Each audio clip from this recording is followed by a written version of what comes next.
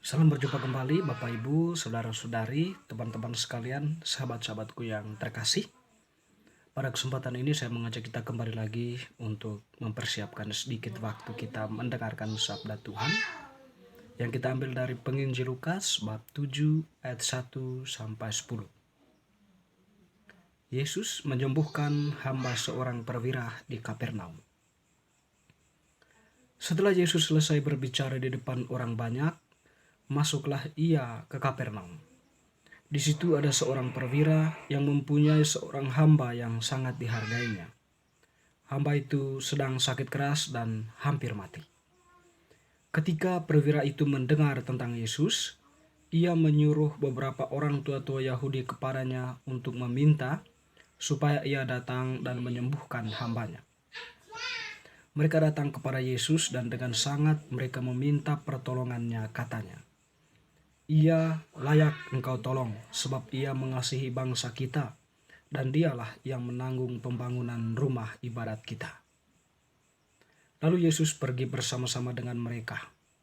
Ketika ia tidak jauh lagi dari rumah perwira itu menyuruh sahabat-sahabatnya untuk mengatakan kepadanya, "Tuan, janganlah bersusah-susah, sebab aku tidak layak menerima Tuan di dalam rumahku. Sebab itu, aku juga menganggap diriku tidak layak untuk datang kepadamu. Tetapi katakan saja sepatah kata, maka hambaku itu akan sembuh. Sebab aku sendiri seorang bawahan, dan di bawahku ada pula prajurit. Jika aku berkata kepada salah seorang prajurit itu pergi, maka ia pergi. Dan kepada seorang lagi datang, maka ia datang. Ataupun kepada hambaku, kerjakanlah ini, maka ia mengerjakannya." Setelah Yesus mendengar perkataan itu, ia heran akan dia, dan sambil berpaling kepada orang banyak yang mengikuti dia, ia berkata, "Aku berkata kepadamu, iman sebesar ini tidak pernah aku jumpai sekalipun di antara orang Israel." Dan setelah orang-orang yang disuruh itu kembali ke rumah, didapatinyalah hamba itu telah sehat kembali. Demikianlah sabda Tuhan, terpujilah Kristus. Bapak Ibu, saudara-saudari, teman-teman yang terkasih, Penginjil Lukas yang telah kita dengarkan menampilkan kepada kita cerita tentang Yesus yang menyembuhkan seorang perwira di Kapernaum. Kita memahami bahwa perwira itu atau mereka itu adalah orang-orang Romawi atau mereka yang bekerja dalam kekaisaran Romawi Dengan demikian mereka itu dianggap sebagai orang yang berada di luar orang-orang Israel. Dalam arti itu pula mungkin saja mereka dianggap sebagai kaum kafir karena mereka sendiri tidak mengakui Allah orang Israel, Yahweh Tetapi yang menarik di sini, teman-teman saudara-saudariku yang terkasih, ternyata meskipun mereka itu dicap sebagai orang kafir atau orang yang berada di luar golongan kelompok orang Israel, mereka itu juga mempunyai iman. Dalam banyak pemahaman, orang-orang yang beriman itu yang memang berada di orang yang tidak percaya kepada Kristus, tetapi mereka mempunyai iman dan berbuat baik, itu direfleksikan sebagai orang-orang Kristen anonim. Mereka melakukan apa yang menjadi pancaran dari ajaran Kristus, teristimewa tentang kasih, mengasihi sesama menaruh belas kasihan, menaruh rasa simpati, empati terhadap sesama.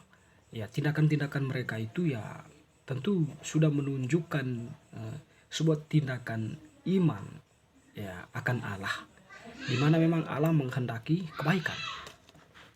Teman-teman saudara-saudariku, peristiwa Yesus menyembuhkan hamba seorang perwira ini, mungkin kita merefleksikannya tidak jauh dari pemahaman itu bahwa perwira itu dia meskipun dia tidak berkenalan langsung dengan Yesus, tetapi mungkin dia mendengar cerita atau mendengar desus-desus berita dari orang-orang yang ada di sekitarnya bahwa Yesus itu adalah seorang yang luar biasa Tentu di sini dia mempunyai suatu gambaran tentang Yesus ya, bahwa Yesus itu mampu melakukan mujizat.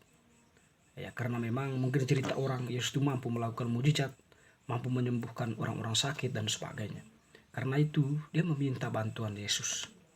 Nah, ketika orang datang kepada Yesus dan menyampaikan apa yang menjadi kerinduan perwira tadi agar menyembuhkan hambanya yang sakit, Yesus pun tidak menolak, tapi dia segera bertindak dan bergerak maju menuju rumah perwira itu atau menuju orang yang sedang sakit itu.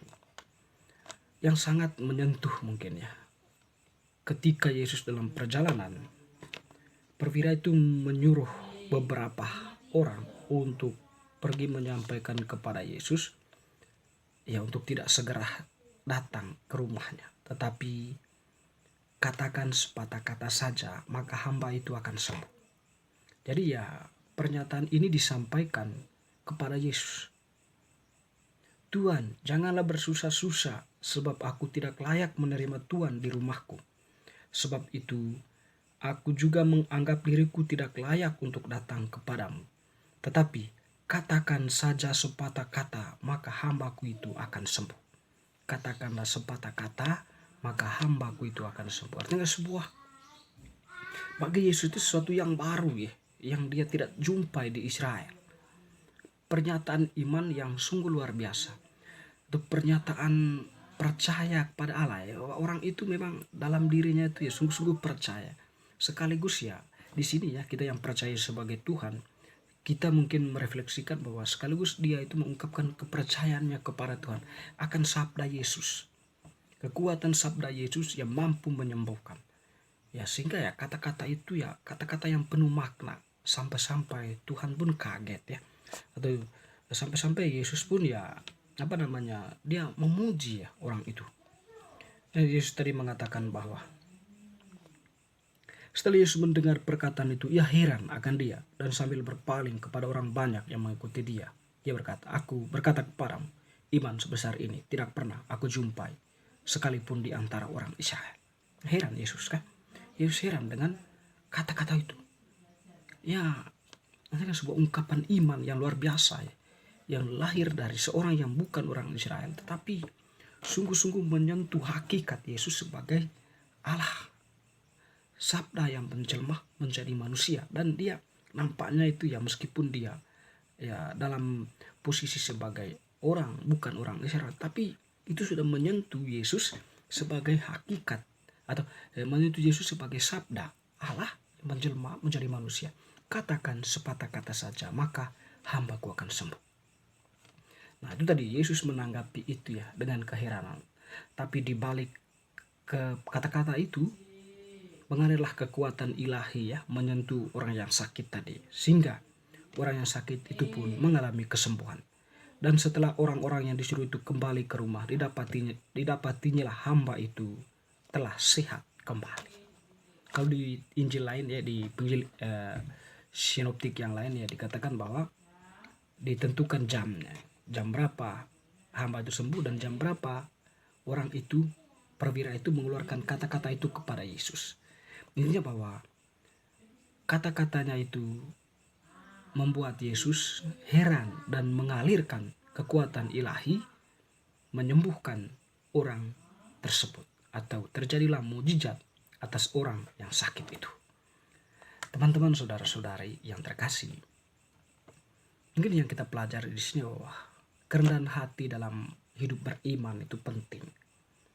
Bahwa di hadapan Allah tidak perlulah kita menyombongkan diri atau menjadi Tuhan atas yang lain. Tetapi beriman kepada Tuhan itu harus mulai dari diri sendiri.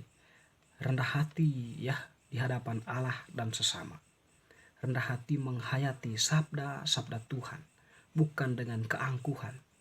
Karena belajar kitab suci mungkin, atau karena belajar ini belajar itu, atau baca ini baca itu, lalu kita menganggap diri sebagai orang hebat dan menampilkan diri sebagai ya orang-orang yang tahu segalanya. Bahkan surga pun neraka pun itu dibicarakan.